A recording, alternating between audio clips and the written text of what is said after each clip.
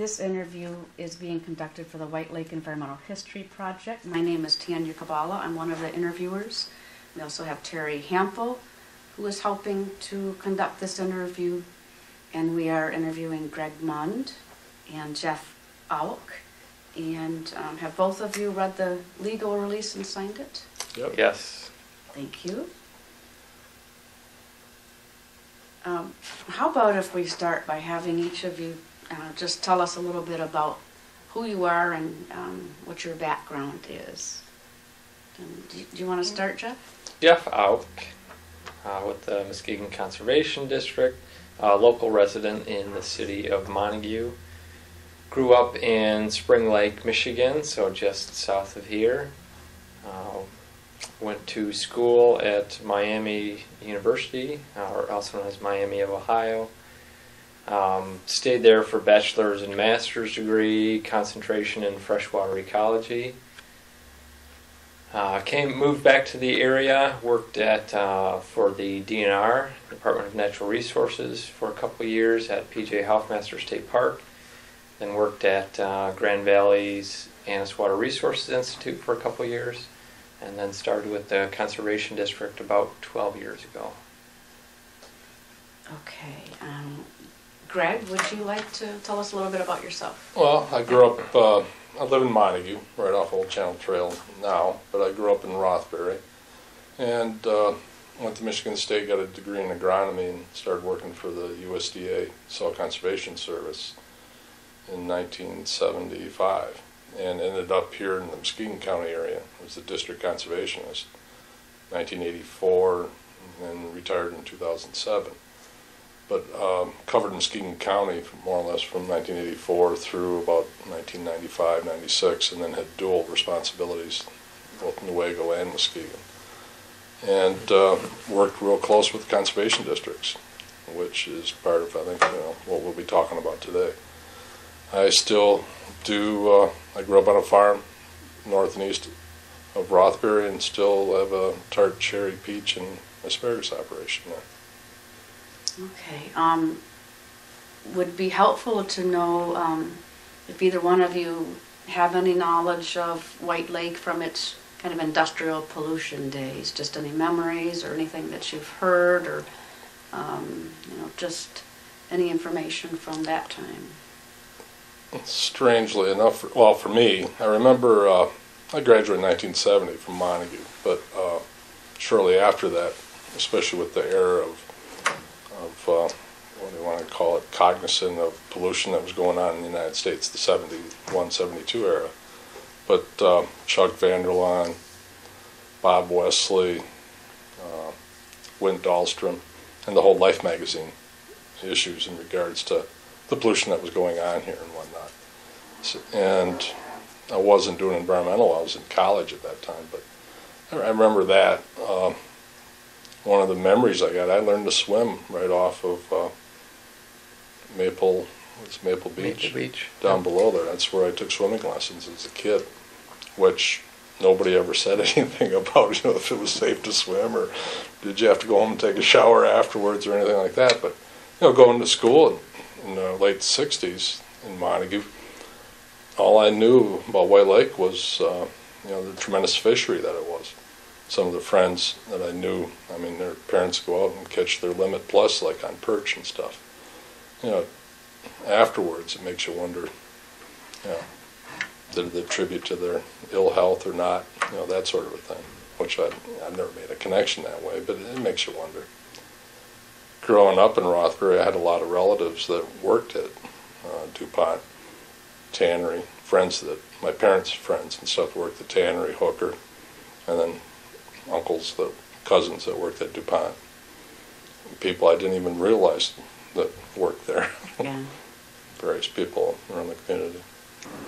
When you returned in the early 80s, what was your, what are your memories of learning about White Lake then?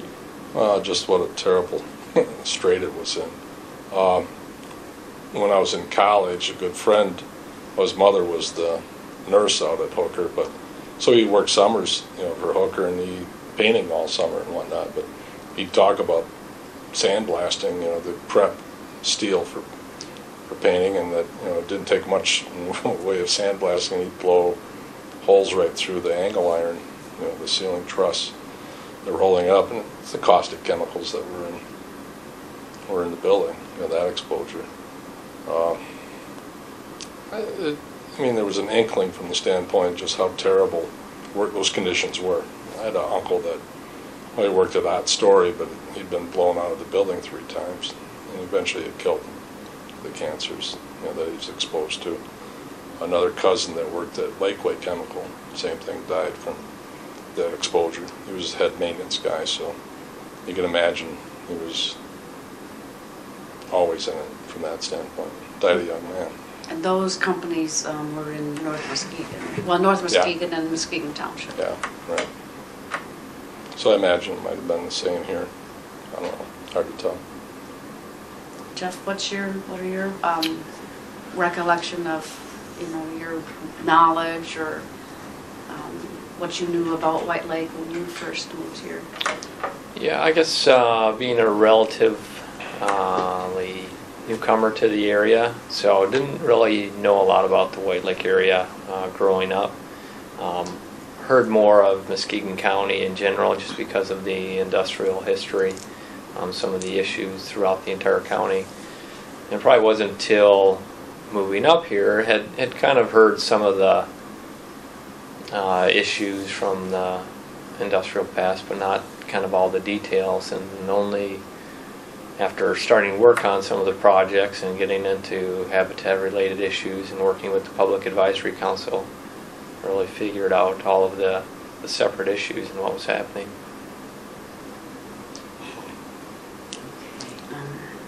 Was there any connection with the DNR in White Lake when you were there? No, there's, yeah. It's not. Yeah, and I would say even, at state level, DEQ's, Department of Environmental Quality's interest was there in the past, but has only recently kind of really elevated to see what some of the issues are, and put a real focus on the cleanup activities in the area. Be helpful, though, first to know what a conservation district is and what purpose it's serving in Muskegon County. Sure. So conservation districts, a little history. So conservation districts came out of the whole Dust Bowl era in the late 1930s, 1937, the original law. That law at the federal level was then passed to states for states to administer conservation districts in partnership with federal agencies, so the Soil Conservation Service. The conservation districts in Michigan are considered a local unit of state government, a subdivision of the state, and essentially acts as a local natural resource agency. And a lot of the focus in the past has been in the agricultural arena, but for Muskegon County, because of all the lakes and streams, watershed issues, has really focused more on water quality, watershed, kind of the whole realm of natural resources. And Greg will talk a little bit about the history, but the district's role has, I think from the very beginning, has been multiple in scope. Kind of start out with outreach and education, getting word out to the community, helping stakeholders get involved. And then it's slowly developed into a little bit more of a technical background. We still do a lot of outreach and education, but have focused a little bit more on implementing restoration projects in the recent history. And Greg, do you want to talk a little bit about how the district got involved in cleanup of White Lake? Well, I transferred in here in 1984, and it was a very traditional district, and that, like Jeff said, education. But primary audience in the county was working with agricultural producers on environmental issues, erosion, water control, nutrient management, things like that. I guess I've always been, the whole premise, like Jeff talked, it's all issues, all community. And well, after moving back here, I kind of had a history, with White Lake, just growing up near the area and whatnot. Like I was saying earlier, when I was in Gladwin, Tawas area, there was a lot of press given to the waste that Hooker had shipped over to the Saginaw Bay area, the Berlin-Farrell waste management system that company ran. And I guess it was a court order that said, well, bring it back, which now the Tomb of Doom, or whatever they're calling it, the million cubic yards. Temple of Doom. Temple of Doom, thank you.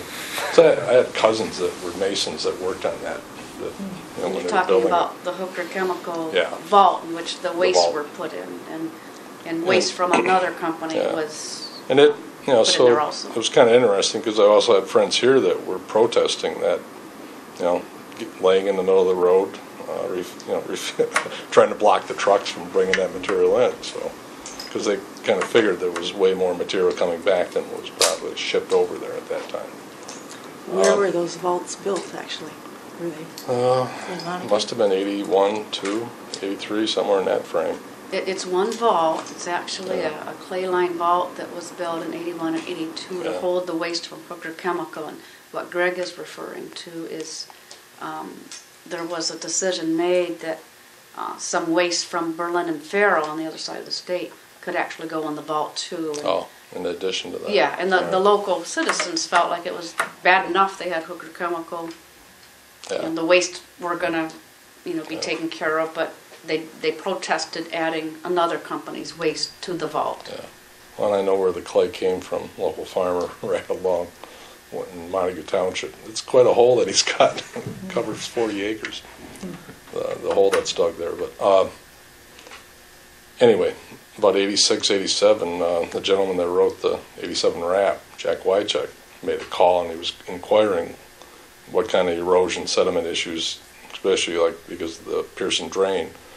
North side of White Lake is all agricultural watershed and whatnot, as well as throughout the whole White River watershed, which I think that was my true first time exposure about that White Lake was designated as an area of concern, and there was a need to do something about that, and that was when I think the district, as far as at that point, late 80s, started looking at we have resources that might be able to assist in that, and it grew into I think early 90s, we wrote and got a grant through EPA to do a minor study on sedimentation in the watershed, kind of a watershed inventory for erosion sites around White Lake.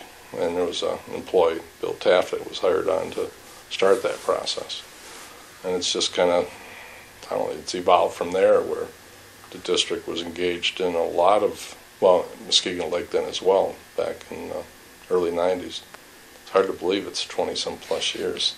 Can you? I never thought it would take 20 plus years to get to where we're at. Can you explain who Jack Wycheck is, who he worked for, and what a RAP is? You might need to assist there. Well, a remedial action plan, which details what the problems are concerning that environmental issue, or White Lake, as the focus, the same as Muskegon Lake. Jack worked for the Department of, I think it was DEQ, it might have been DNR at that time, Department of Natural Resources. And he was writing the Muskegon Lake Remedial Action Plan first in 86, I believe, because they both came out in 87, and completed that one, and then wrote the one for White Lake right after that. And that was in relation to the lakes being an area of concern. Can you explain that? Well, there's 14 in Michigan and 42, 43 throughout the Great Lakes that were designated because of their historical pollution. And unfortunately, Muskegon County got two of them, both Muskegon and White Lake. I know around Lake Michigan there's, I think, 14 as well. That covers between Wisconsin, Illinois, Indiana, and then Michigan itself. So Great Lakes, this small little neighborhood of the Lake Michigan has quite a few of them, half of them that are Michigan. I think there's 28 in. I'm confusing my numbers now. The 43, some of them are shared between the U.S. and Canada, but 14 in Michigan. And Jeff, did you want to add a little bit more to that? Yeah, I think just as kind of general comments, so area of concern designation is a international designation, so both the United States and Canada recognizing that these are sites, either lakes or river systems that are negatively impacting the Great Lakes, largely because of industrial history. And so early on, again, I think there wasn't a lot of knowledge or insight as to what exactly the issues are, and that's kind of developed over time and put some pressure on actually restoring those sites. Yeah, the International Joint Commission, I think, requested that of each government to write a remedial action plan, which really is kind of fortunate because it took the summary of what are all the studies, what are all the issues, what needs to be found out, which it was a great starting point. We've learned a lot since then. There was initially 5 beneficial use impairments listed, I think, for White Lake, and I think we had the opportunity in '94 with that update. Yeah. And we realized, well, there's actually more like three added to that. So there was 8 beneficials, on White Lake, and I know Muskegon gained, I think, 4 as well. So, but the true nature of what I think, and that was community driven. So what you're saying is that the state originally said there were fewer than, when the community got involved, they said that there were more problems that needed fixing. Yeah, especially when the '87 RAP remedial action plan came out. I think the community was just starting to become aware of that document, but I think with their input they started recognizing there's a lot more here in regards to the contamination, the uses that were impacted. I think dredging, aesthetics. I'm trying to remember the third one. Oh yeah, with drinking water. Thank you. Because you can't drink water around White Lake or necessarily go drill anywhere. As the city of Montague found out 3 years ago, looking for a new well, there was very limited locations because of the contamination that's underneath, where they could and get an adequate supply for public drinking water supply. So. Well, the role of the public has been pretty crucial in White Lake's recovery, and I think it'd be helpful to know the conservation district's role as far as aiding the public, as far as with the Public Advisory Council that's been working on the lake, and I know the district has provided meeting support to the group and technical support, and been kind of a major player in cleanup of White Lake. And well, and that's in those early '90s after we received that one grant doing that inventory of White Lake and sediment erosion spots. Lake Michigan Federation was working on setting up the 2 public advisory councils, and in concert, I know there was myself and some other district personnel involved in that process, but working with the Great Lakes Commission and various people that we got to know around the Lake Michigan watershed, the district was able to get another large grant to do some additional inventory work, but more or less provide that secretarial support for each of the public advisory councils, and really started helping to get that geared up, working with all the partners, because the district was there in that role, but it really is the community and all the people living here that pent up enthusiasm to getting after the problems. And it's been slow, but there's been a lot of good work done through that process. In that regard, tell us a little bit about those changes that you saw happen as the public and other people got involved. What is your memory of that? And Jeff was in charge of the rewrite. I think the fact those other 3 beneficial uses were added was a large statement by the community saying, well, no, there's a lot more issues here than just what was initially identified. Mm-hmm. And at the same time, a tremendous amount that wasn't known in regards to that, where the contaminants were, the extent of them, so there's been a lot of inventory work done that's kind of been driven by the community in that sense. Yeah, I'd probably add that kind of like Greg mentioned, the action plans have changed over time, so refining the sites, what are the issues, and also the community having an interest. In fact, the 2001 community remedial action plan, we shifted the name a little bit so that it was called the Community Action Plan. So trying to provide, in layman's terms, kind of the information regarding the sites, what are the issues, how to address those, because there was an interest in the community to look at to the issues and problems, and that was a way to do that and get additional information out. So I think there's been a big push by the community, and the district has tried to facilitate that either through workshops or informational meetings or helping to assist the Public Advisory Council. And then there's some community leaders that have worked specific sites of interest, like the Tannery Bay cleanup would not have happened without the community support and initiative to get that moving.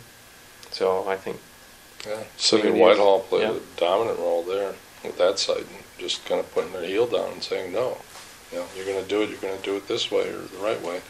The fact they filed suit, with Genesco and whatnot, it just reflected that energy that was there. And I think the district is always going to be playing a role that way as a community resource for technical, environmental, education, resource for those kinds of things, which that's really why I think that was the idea behind them when they were created in the 1930s, as an opportunity to provide that. We don't know what we don't know as we go through the process. So. Can you describe the Public Advisory Council? It was started in 1992, and why? What is the Advisory Council, and what's the role that it? Because Greg, I know that you've been one of the founding members, and you're still on. And if you could tell us basically what is the group and what does it do? I think it's okay to name names too, isn't it? I'm interested in who that had an influence on the changes here. Well, naming names is okay. Tanya, working with the Lake Michigan Federation, was a great resource in regards to helping get that started, because there's a term for it and it escapes me right now, but community building, community grassroots building like that. Mm-hmm. You need a champion. You need some entity or individual to start doing those things. And at in those early 90s, that resource was there, and there was a structure that I know that the DNR at that time wanted to see, that they had a format for that, and we followed that somewhat, but making sure that we had all the players at the table. So you had business, you had trying to think, education. It was easy to get the environmental people because they were we were kind of the ones driving it, but to bring those other units there, the units of government, the city government, county government, education in that regards. And even, the religious community has played a large role with that. But that's probably the key that helped get us started, and we still try to maintain that. Both communities, Muskegon and White Lake, and it's been a credit to our success. Both public advisory councils are held up as being examples throughout the Great Lakes in regards to the effort that's been done here, in that regards, and somewhat more, probably more so, is the process, is making sure that engagement is taking place, but always going back to that original vision. When you start getting stymied, all right, let's go back to the vision. What is it that we want to accomplish? And it helps bring people back to a focus in that regards. And as White Lake appears to being delisted maybe in the next couple of years, because our issues aren't done with. The White River still brings a tremendous amount of nutrients and sediment into the lake. You just got to go down to the mouth there and see how much more land's there. I don't know the water level's down, but Jeff can attribute that, how much sediment comes out every year. But there's a lot of work to be done in the watershed in that regards. And I don't think you can point to a single issue area. Agriculture is probably about a third of the watershed's in agricultural production. And the way farming is going, it's probably shrinking every year at the same time, as far as the total acreage. Hopefully with better practices, but you can't guarantee that either. What is the Public Advisory Council? What's the relationship with the community? What's the advisory council done as far as involving the community over time in what's happened?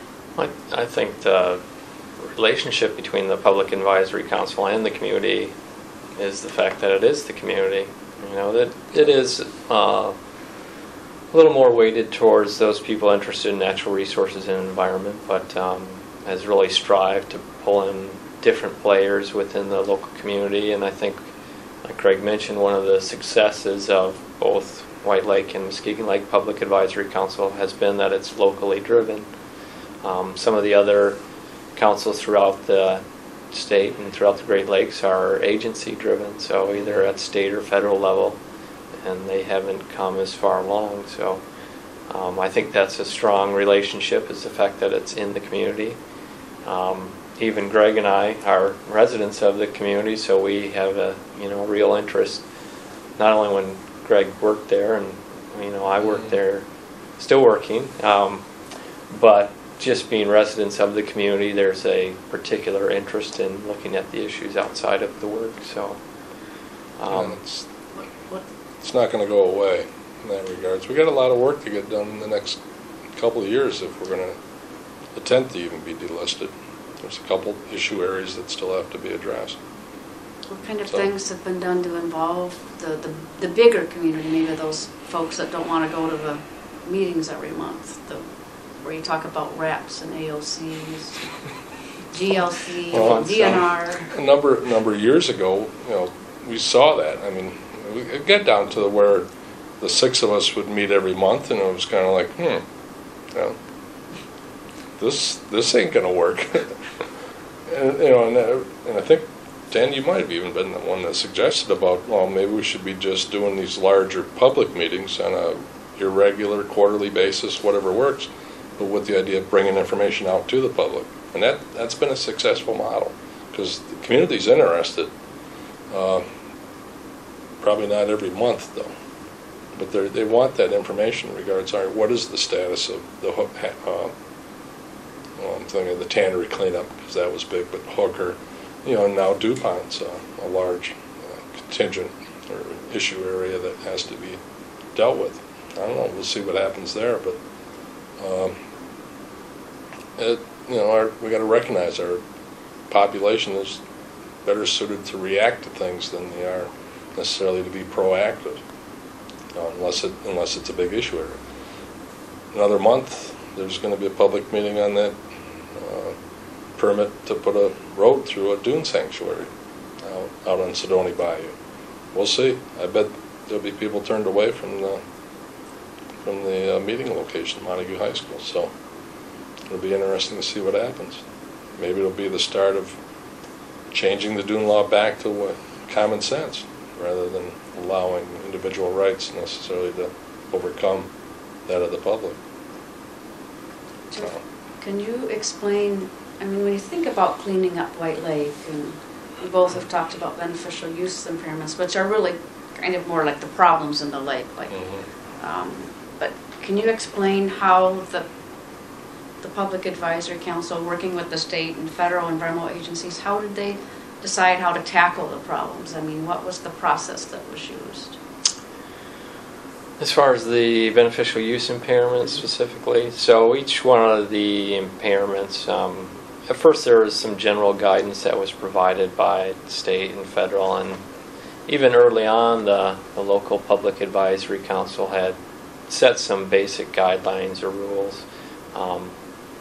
An example, in one of the issues related to habitat, the Public Advisory Council said they'd looking for 50% of the lake to have a natural shoreline of the lake area.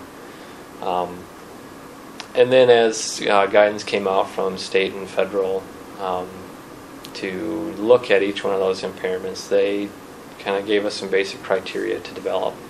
But then the White Lake Public Advisory Council really took that and made it localized. So there were local issues to look at. In some cases made the criteria restrictions higher standards than state or federal was looking for. So then as we kind of work through here, we need to make sure that we're hitting those targets or those measurements to make sure that an issue like groundwater our drinking water is addressed before we remove it, or if there's monitoring that needs to take place. So there's kind of a set steps or scenario that needs to be achieved before we can say that a certain impairment has been corrected or addressed. So you have a goal or kind of a vision for what the end state for each impairment, and then a way to get there for each one. Yeah, so there's certain targets for each criteria that are set up, a certain goal to look at, and I also think, Greg mentioned that we're not done. Even after we get all of these impairments removed from White Lake, there are a lot of things that we need to look at still. So it's not, hey, we've reached the final goal and it's all over with, folks. Things like nutrients, and there are going to be groundwater issues to address. Stewardship, probably one of the things that, looking back, and it's a reminder of what to look forward for is the stewardship ethic. That sometimes economic pressures and the easy way out doesn't necessarily make for the best stewardship in that regards. And it's a lot easier to recruit a company in here to provide jobs and maybe look the other way in regards to what kind of environmental impact is that going to have. And it changes over time. I think today's generations have that a little closer in their forefront, hopefully anyway. That's one of the things that, I think the Public Advisory Council, the White River Watershed groups, the groups that are still concerned about White Lake will keep that focus, and keep working towards that. Because education, it plays an important role in just, a person when they decide to fertilize their lawn, what kind of fertilizer they're going to use, if they use it, and how close to a water resource are they going to put it. Just keeping fertilizer away from the edge of the road, which runs into a road storm sewer, is probably a direct deposit to a nearby stream or the lake itself. That makes a big difference. I don't know why people would want to fertilize their lawn. Then they got to go mow the darn thing 2 or 3 times a week. That's crazy. So it sounds like your groups are that's a lot of energy toward the future as a much green as, lawn. just the remedial work that needs to be done. You're really looking towards prevention of further pollution, and I'm glad to hear that as a citizen of the. There's a lot of issues, environmental issues that we may find out 40 years from now that maybe we do have too many nutrients in Lake Michigan. We have a goal for reduction of those excessive weeds, and then how did we come to the point where we determined that we're at a place where that impairment can be dropped, but maybe there's some additional work that needs to be done? Yeah, eutrophication is a good one, and it wasn't kind of a goal just kind of picked out of the air. So it was kind of developed from some research that had happened over the previous 15-20 years for specific parameters like total phosphorus in the system, Secchi depth, chlorophyll A. So all these measurements that show how productive the lake is or how much weed growth is in the lake. So then we set a goal that basically said that White Lake is equivalent. We use the eutrophication, or eutrophic, so eutrophic. So we set a eutrophic standard. So for total phosphorus, that's at 30 micrograms per liter. And so if you're above that level, you're eutrophic system. If you're below that level, you're mesotrophic. So our goal was to be at that level or below. So saying we're not the most productive, but so a fairly clean system. So we had to meet all these measurements, and once we meet those, then we can remove that as an impairment.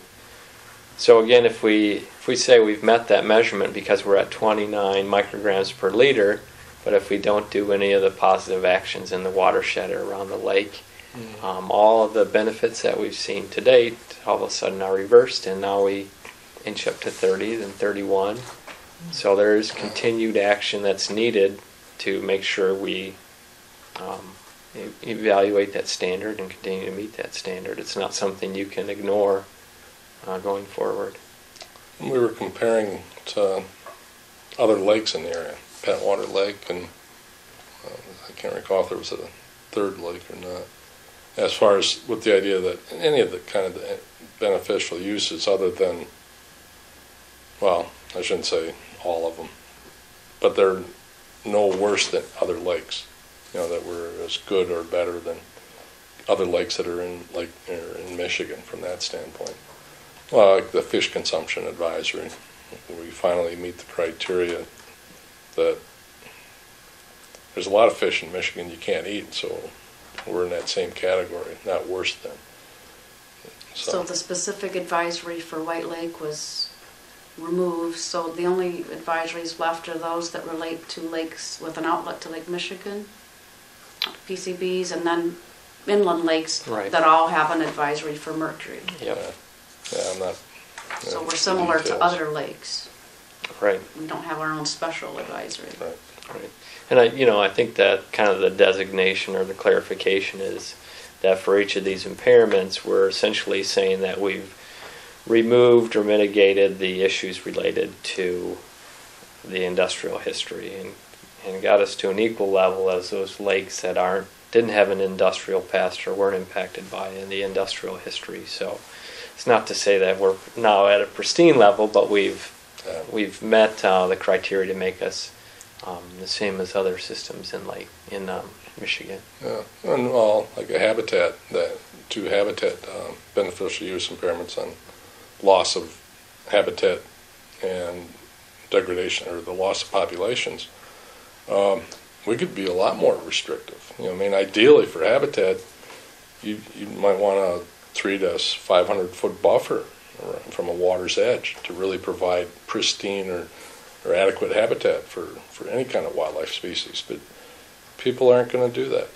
If we can get a 25, 30 foot buffer around, that's a big difference right there. Just a simple 25, 30 foot native plant buffer to filter out runoff, to provide habitat for walking through or for breeding or for nesting. But probably the big thing is the human impact isn't as great when you have that native vegetation right along that shoreline. So. I have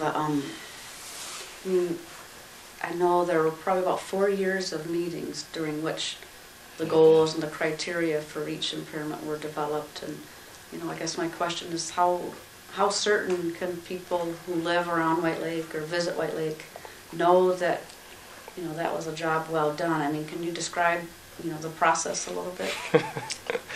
That might have been when we were down to 5 or 6 people. No. Well, the one thing is, I think all the criteria are scientific based. I mean, it wasn't just something pulled off or out of the air, because we had researchers from the state, from federal, from Grand Valley, primarily, I guess, Grand Valley. Jeff himself is a fisheries biologist, and that regards that expertise. So, I mean, I'm very confident of that. And then plus the fact when the community was there, we are more restrictive on a couple of those. That I know the drinking water is probably the best example, but the community wants something greater than just the status quo when it comes to that. But yeah, Jeff, you can. Yeah, I think the other thing to add is throughout the process, throughout the 4 years of developing these, there are multiple community meetings. So not only bringing in the scientific evidence and background, but also in developing the criteria, having an original community meeting to say this is what we're looking at, these are the issues, providing comment and giving people an opportunity to give input, taking that back, further refining it. So it took 4 years because there was a lot involved to get the data correct, make sure we had community involvement, make sure we had all the players, making sure that if we reach that target, that we, the public advisory and the council and the community, could say comfortable that we've met the issues. Well, yeah, the fish consumption is probably a good example, because there was a data set that should have probably given enough information to delist it, but it wasn't adequate. They didn't have enough of the right species, and there was a number, and maybe the species represented initially from 3 years ago. Yep, and that was based on community input on what species and how often. So there was another sample set last year, so it was delayed that way, but just to verify that it meets the criteria the way it's supposed to be done. Do both of you want to talk a little bit about some of the major actions that have been taken in White Lake? I mean, some are before, your history, but, what are some of the big things that have been done related to White Lake's recovery? Well, layman's terms, if you could. Layman's terms. Well, probably one of the largest things, and I wasn't around because I was out of the area in 1970, but the wastewater treatment system, that changeover. I mean, it took a lot of that industrial waste to a different location for pre-treatment and application. But I think that had a major impact on the water quality, especially with nutrient load that was going in the industrial waste. So what was the change? I mean, what happened here? Well, you didn't locally have solids floating around in White Lake, for one thing, because it wasn't a direct discharge, but it wasn't probably the best treatment systems that were going on. Montague, I don't think even had one. It was all on-site septic. As far as any individual homes, there was no sanitary. And the industrial, as far as with Hooker and DuPont, it was put it in the ground, dig holes, create dumps. Well, there were direct discharges into White Lake. Yeah, Hooker, direct, yeah. And there were also discharges from the municipal wastewater systems, and those discharges no longer went into the lake. Right. They went to the wastewater system. Yeah. So, I mean, that was a large, significant event, the county itself, because it was both lakes, all the small lakes. You got to give credit to the leaders, so that was making that effort. Initiative and action. Yeah. To Waste treatment system. I mean, there was the physical actions that took place on the lake itself with the contaminated sediments removal that occurred with the tannery, Genesco site as well as Hooker. I'm curious, how was that done? How was it cleaned up? I really don't have that information at hand. Well, depends on the site. The two that I'm most knowledgeable about are Occidental and the tannery site. Essentially, it's the same as like dredging out of marina. The difference being they essentially have to cordon off or put a fence around the area that they're dredging so they don't get dispersal as they're digging out the sediment. But they also fairly technical dredging equipment in that when they grab a scoop of the toxic sediment, it totally encapsulate it so they can't disturb as they're coming through the water column. And then also having GPS technology so they know if they took a scoop here what the next position was. So it was pretty intensive, probably more so at Occidental because they were working in deep water to get those sediments out. They were in 50-foot plus 70-foot water, and they took out, 12,000 yards of sediment, which is quite a bit in that regards. And the tannery was suction dredge, hydraulically dredged, so it was pulling it out that way. That was 85,000 cubic yards. And Hooker was really, I guess, driven by US EPA, because they were under that guidance, where the tannery was driven by the state of Michigan. Hooker wasn't influenced by the economics of the day, and they had those resources, OxyChem, in that regards, to clean that up once it was identified, and I think they got to the point that you're responsible for those sediments, get them out. Tannery, there's still room for more sediments. I mean, they did what they could with the limited amount of financing between Genesco and the state in that regards. I think it was a $7.5 million cleanup, and based upon concentrations of chemicals, cadmium, chromium, and mercury that were in the sediments. And they set those limits, and that's as far as they went. There's some feelings, I think, that there's more there that could have been removed. Maybe sediments helping them cover it, because that's one of the techniques, is to put back clean fill over the top of exposed sediments. Can you explain, either one of you explain why you would want to take contaminated sediments out, and then what would be the benefit to the lake? Well, largely depends on the type of contamination. One of the big issues is having that get into the food chain, and so essentially human consumption. So you have those sediments. The aquatic insects eat the sediment or filter the sediment. The fish eat the aquatic insects. We eat the fish. Other wildlife eat the fish. So, and it also can have direct or toxic impacts, so they can be at such high concentrations that things like aquatic bugs or fish can't live in that area. So there's two benefits of getting them out of the system. A toxic concentration and kind of a biological concentration of it getting into the food web. And so have we seen any benefits from removing those sediments? Well, there are follow-up studies, I think, done at both sites, because there was analysis of the chemical sediments themselves or chemical analysis of the sediments for concentrations to meet criteria, so that they didn't have to. If it didn't meet, they had to go back and keep digging in that sense. But there was the biological testing done too with macroinvertebrates. I guess take the sediments, put it in a cage, and see if the bugs live. And there's been success with that.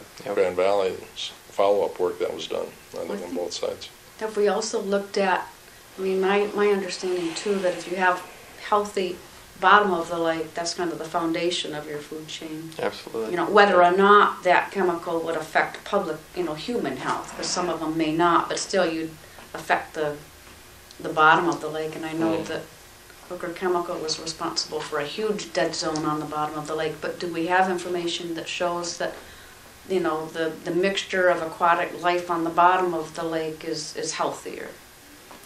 Yeah, as far as the community, the types of insects that are there, so they've recovered. So not only is the toxic impact, so there aren't those dead zones anymore, but also the types of organisms, the different kinds that live there have increased or reestablished in areas. Well, from the chemical source anyway, from that standpoint, because is White Lake and Muskegon Lake still low oxygen in the summer months? Yes. It seems, and that's really almost more characteristic of drowned river mouths, aren't they? Yeah, phosphorus loading. Okay, all right. So our work's not done from that standpoint, because the nutrient load, about 90-95% of the phosphorus that comes into White Lake comes from the river and the watershed. So a lot to be done that way. So I guess, again, I kind of look to the future here, and do you guys feel that with, the engineering that's done on the dredging and the testing that's done, it's adequate, and, you as experts are satisfied with the progress that's been made, or do you think, it could have been better? Kind of looking for your opinions here. Has it been adequate for the time that has been spent? Always could be better. Like Craig mentioned, there are some concerns with what was happening with the tannery as far as those concentrations. Was all of it removed? I think I still have a concern that not enough was removed. Science shows that there, but there's still, I think, issues around that area. But as that site gets developed, I think those economic pressures will do a lot to maybe spur some added removal of stuff along the edge or whatever that way. Aren't we looking at additional removal at the tannery in the next year? Yep. Yeah, might very well be. With the resources that are available and with the current, current state of human appreciation for biology, the economics of it. If I had a first choice, it'd be automatic. If I was king, you got to put a buffer on, anything that's along water. You got to have a buffer. Mm-hmm. It's simple as that. Give it up. You don't have to farm up to the edge of the darn thing. You don't have to fertilize you don't have green grass growing along the city street. We could do that. That ain't going to cost you any money. Most guys that farm right up to those edges aren't making money off those end rows anyway. And the benefits that come out of that, beneficial insects, beneficial predators, various things that help with cropland management. But I'm not king, and there's nothing in Michigan that's probably going to change that. Wisconsin has that. There's requirements in Wisconsin for agricultural producers to leave 25, 30 feet from any water, drain, ditch, grassed waterway, or anything like that. I don't know. If they can do it, I don't know why we can't. Maybe it starts here. One big project that you guys haven't talked about yet is the Shoreline Habitat Restoration Project. Can you talk about the purpose of that project, what's been done, and... So the Shoreline Habitat Project, White Lake Shoreline Habitat Project, was to help address two of the impairments, one related to fish and wildlife populations and one related to fish and wildlife habitat. So the general intent of that idea, like the other impairments, was to remove the impacts from the industrial history. So some of that being related to early industrial history, the logging era, some of it related to later industrial history, chemical companies, etc.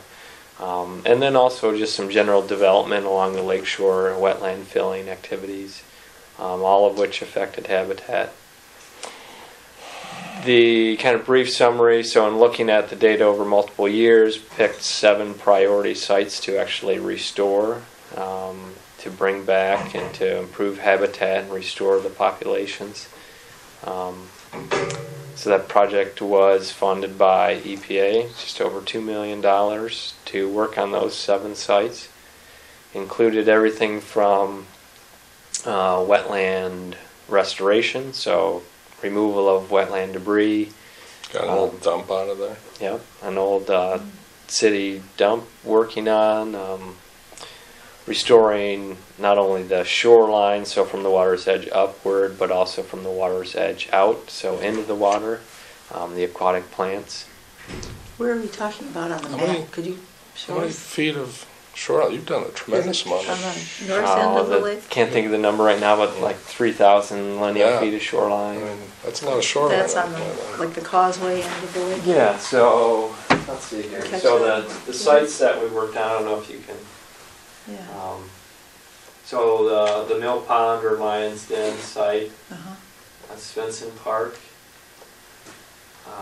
Causeway. Causeway kind of north and south, so Causeway Whitehall side, Causeway Weathervane Montague side, City Dump site.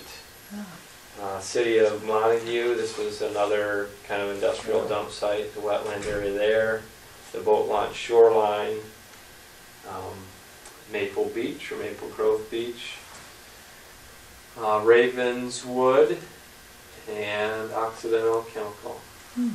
So all told, we started off with 7 sites. We ended up completing 10 sites for the habitat restoration. You know, And it's- that, when people were out there, it looked like they were doing what? In layman's terms, what do they do to restore these sites? Well, a lot of it was to, try to remove like a hardened shoreline, either a seawall, concrete, railroad ties, industrial debris. There was a lot of sand casting, so the old casting companies that used to be in the area, slag. when they would, as part of their process, they would have this waste material that they needed to get rid of, and so the easiest location was in the lake or in the wetland. Concept protecting the shoreline edge with the hardened material, which... Yep. And you can do that, but you don't necessarily have to make it... A lot of those materials are very unfriendly to Yeah. habitat That's what I was in that regards.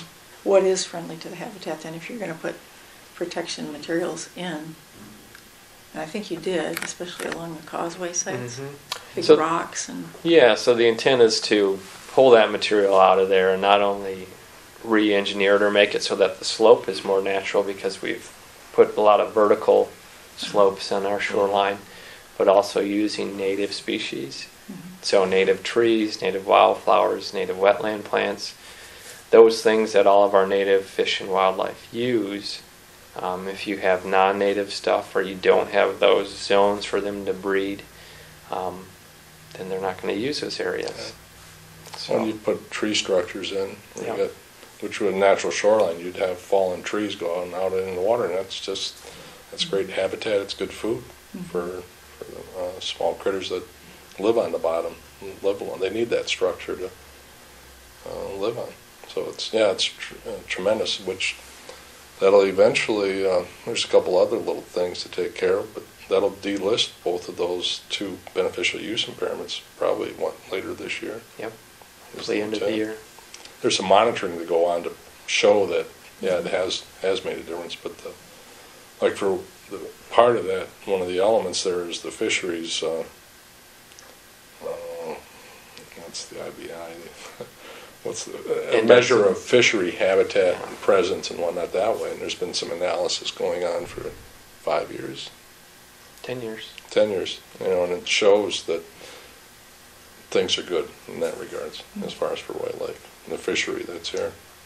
So that's one of the criteria, the targets that's been met. So now it's just this additional with, and I think it reflects the Great Lakes has become a priority, a lot like what the old Chesapeake Bay effort was in the Everglades, the Great Lakes Restoration Initiative, federal Congress and the agencies are putting in their effort to restore, and delist these areas of concern around the Great Lakes. So it's showing the results of that effort, and that hasn't necessarily just been because they recognize that. The community, people around the Great Lakes, our public advisory councils all play a role in that, of sending that message to our elected officials. You have the money. It's where you're putting it. It's the priority. That's important. Let's take care of this. Let's get this taken care of. It's been 87. That's 26 years. I never thought it would take that long. I never in a heartbeat thought it would take, when we started in the 90s. I kind of figured out maybe 2005, but it's 12 years, and there's no way it could take that long. Oh well. Can you talk about what delisting means? White Lake's been an area of concern since 1985, and work has been done to address the problems in the lake, and it's still going on at least this year. But what does it mean when White Lake is off the Great Lakes area of concern list or is delisted? What does that mean for White Lake? I think the simple answer is we've talked about these 8 impairments. So everything from habitat to drinking water to contaminated sediments. So each of these 8 impairments has been addressed in the lake. So it's no longer impacting the Great Lakes. So it's no longer an area of concern. So both, again, with the federal designation, it's no longer an area that is negatively impacting the Great Lakes, both the view of the United States and Canada. So again, we kind of talk about that as now it's no worse than some of the other lakes in the area, but we've addressed the industrial past. I think it's already been shown when beneficial use impairments, but especially when contaminated sediments are removed, there's an economic turnaround in that regards. A study that's been done around various places around Great Lakes. There was one done on Muskegon Lake in that regards, but people's opinion changes. I don't know how widespread people's conception is of how polluted White Lake is. It's been 40 years now, the early 70s, when rivers caught on fire and White Lake, was on the front page of or in the spread with Life magazine. But one of the things, and I was just mentioning, like the priority, White Lake won't be a priority. Some of those resources won't be there. It'll be a challenge for the community and for, I think, everybody here. How do we continue? It's going to, I think, and the effort will be education. Fortunately, the Conservation District hopefully will still have some of those resources. The community will have them. I think all of the players, I think we're all still going to be here with that idea of trying to not guarantee, but still making that effort so that current residents, future residents have a concept that here's what you need to continue to do if you want good water quality, whether it be surface water, groundwater, or in the habitat. And that's probably one of the key elements. What kind of vegetation is on top of the ground is going to dictate what kind of water quality you're going to have in that regards. it'll be a challenge. I can see that. But, you know, we were up to it. We didn't have those resources when we started, you know, but you know, it came along. Build it, and they will come. They will delist. Yeah, there we go. I don't know, it'll be a fun time if we get delisted, whether that'll be this year or probably 2014, but I'm looking forward to the celebration. You know, it's, I don't know how many years in the making. Probably too many. What do you think the impact has been on the community? I mean, we're one of, you know, probably quite a few communities that's had, you know, industrial pollution issues. Mm-hmm. We've been fortunate to be able to go through a recovery, but you know, how do you think it's impacted the White Lake area? I think, you know, for the future, I think people are going to be a little wary of, you know, bringing in companies that are potentially high energy resource needs or generate a lot of waste. And it's not saying that can't be done, but I think there will be a lot of oversight in how it's done in that regards. We really do have a pretty good waste treatment process here in Muskegon County. It's unique. There's an opportunity to bring in some heavy industry or chemical companies. It's not saying that it can't be done, but it's how it's done, how it's treated. You know, probably, you know, really if you go into it with the idea or the concept that it's zero waste, I mean, there's car companies that have production facilities that are zero waste, zero landfill, as far as they're not producing that because they know it's uneconomical. It's based on economics.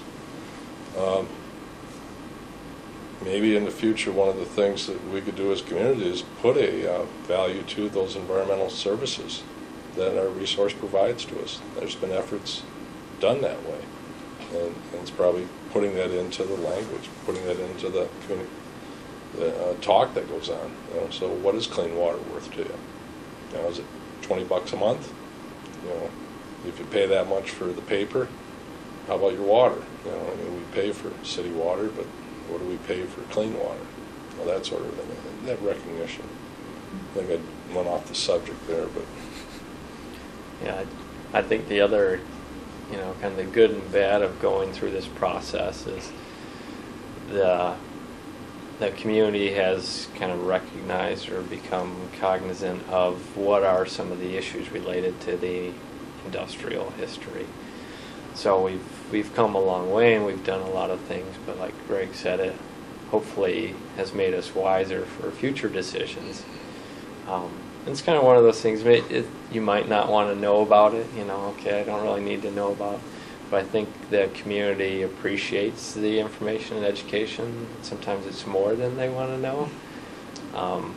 But I think the process has helped people realize what the issues were, how we address them, how we appropriately address them, and so I think it will benefit the future, the local economy, the perception of what White Lake is, and the issues that were there. well, this project in itself, you know, is a good effort to keep it in the forefront so that we learn from your past mistakes, hopefully. And you only hopefully do it once, you know, when you make that mistake. But I don't know. I mean, as a society, each generation has to learn that. And hopefully we carry it forward, pass it on, pay it forward, as they say, I guess. Do you want to add anything that hasn't been asked or addressed?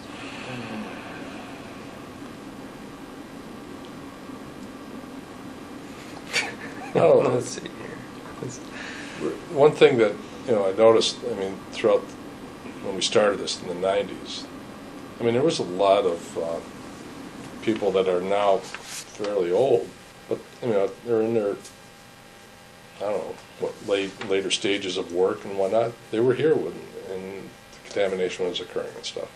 And those individuals giving us that knowledge has helped, you know, helped immensely. I mean, it's been 20 years. Well, I was 20 years younger when that, and I didn't have that history and stuff, but the people that were here during that process, like Chuck Vanderline, Norm Allman, you know, went, you know, in that regard. So they were a valuable resource. And that's the kind of thing I think that, you know, like this project will help to maintain that sort of thing, you know, so it's a resource that kids in 15 years could look at, and, you know, reflect on maybe or whatever. I don't know. You know, that would be one thing I would hope that our educational system leaves environmental education in the curriculum, you know, so that people have a better recognition. Stewardship is part of your daily life. So. Yeah, probably the other thing I would add, you know, Greg mentioned some of the people from early on that it, you know, made a difference. But since I started, you know, Greg, Kathy Evans, Tanya, have made a huge difference in making sure a lot of these issues are in the forefront, keeping things moving. Norm Ullman, Jerry Grady, Jerry Garman. So, I mean, there's a lot of people in the community that I think really need to be thanked for where we are today. Without them, I don't think we would be here. So, yeah. Well, we're all in it together. Well, as Red Green would say too, is, you know, you always got to keep your stick on the ice. That's how the game's played. With that, I think it's time to end. I got to throw it, Mike. Thank you very much. Thank you both. Thank you.